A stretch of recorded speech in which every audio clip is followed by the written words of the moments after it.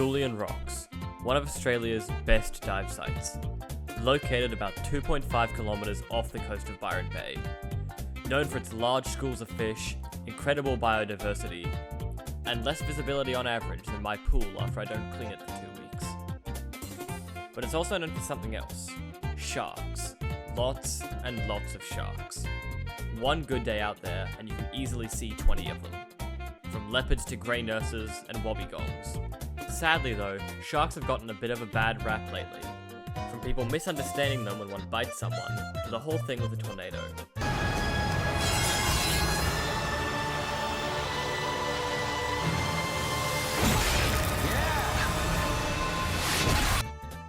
Sharks are greatly misunderstood.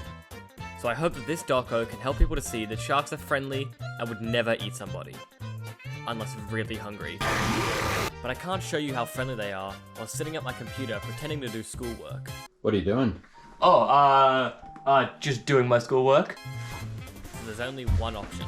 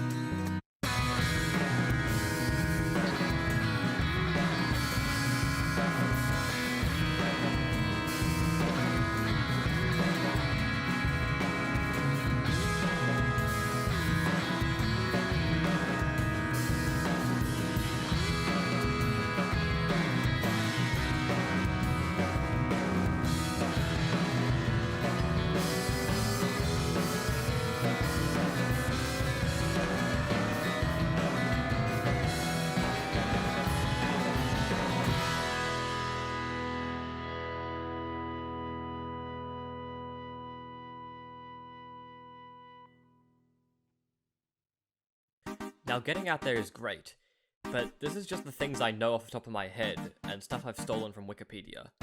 So if I really want to learn about these sharks, I'll need a professional. This is Andrew Neuenhoff. Byron's resident shark professional. The first shark for today is the leopard shark. These are really beautiful sharks. They can be found in coastal waters from the western coast of Australia around the tropical north and south to the central coast of New South Wales. Here at Julian Rocks, they're only around for the warmer months, or about December to May.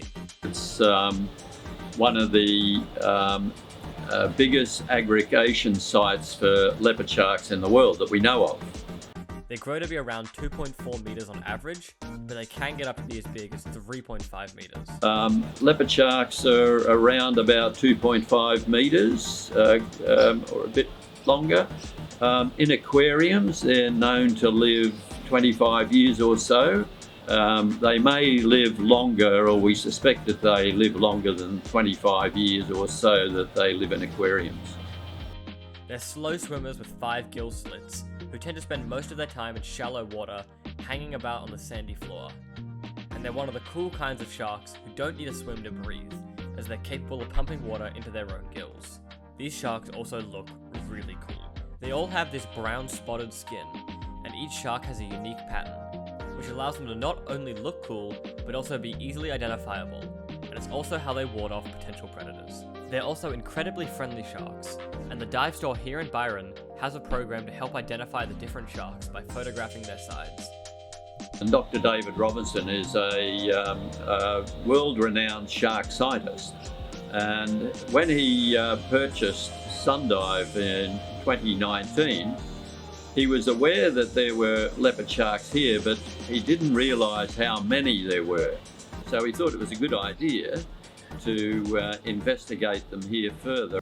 Then there's the grey nurse, a large, somewhat scary shark who tends to only hang around when it's cold. They can grow up to 3.2 meters and weigh up to 300 kilograms, which is almost as heavy as your mother.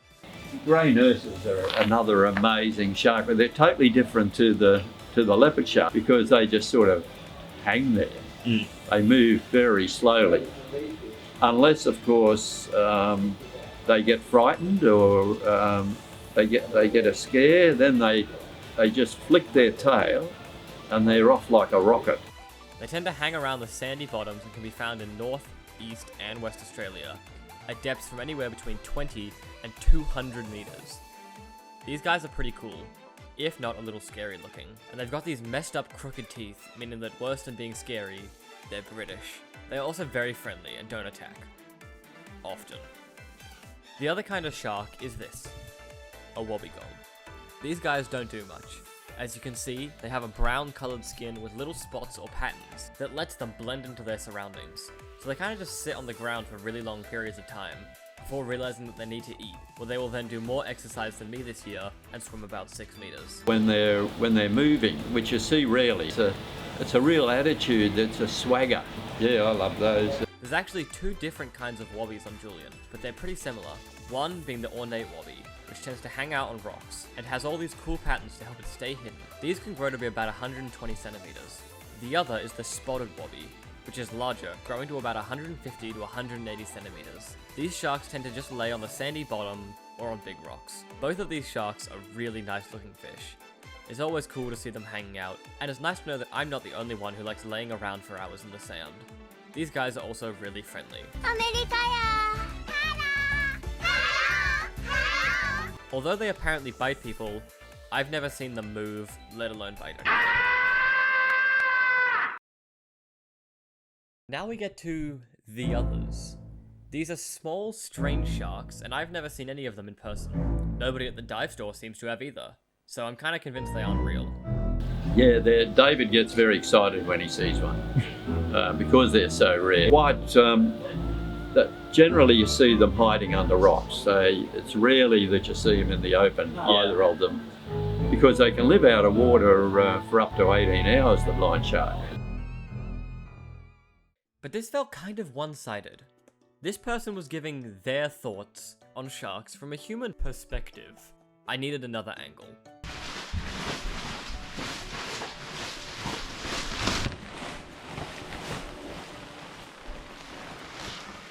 So what's it like being a shark? I see. And what do you spend your time doing?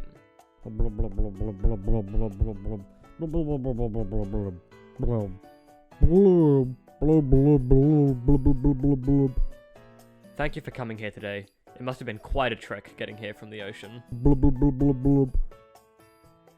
After everything I've been through in the making of this doco, I really feel like I've gotten to know these beautiful creatures more. I'd hug them if they weren't a protected species living in a sanctuary zone. I hope you all learned a little bit about sharks.